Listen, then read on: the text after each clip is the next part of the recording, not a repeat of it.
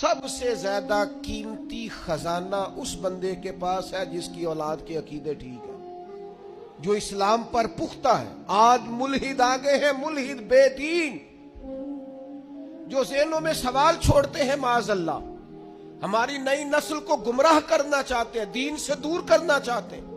अपने बच्चों के करीब बैठा करो, इनकी बातें सुना करो, इनकी सोचें देखा करो। थोड़े दिन पहले एक बच्चा मुझे पोस्ट दिखाने लगा, कहने लगा ये देखे एक बंदे ने पोस्ट की है, करोड़ों अरबों रुपया तुम जानवरों को कुर्बान करने पे लगा देते हो, ये गरीबों को दे दो, लोगों के घर बन जाएं, बच्चियों की शादियां हो जाएं। पता नहीं लोगों को हर दीनी काम पे गरीब क्यों याद आते हैं, याद आ जाते हैं। मैंने उन्हें कहा मैं देहाती आदमी हूं, हमारे डेरे के साथ एक डेरा होता था, चाचा जी बशीर साहब ने ना हर साल वो बैल पालते थे बेचने के लिए, गरीब आदमी।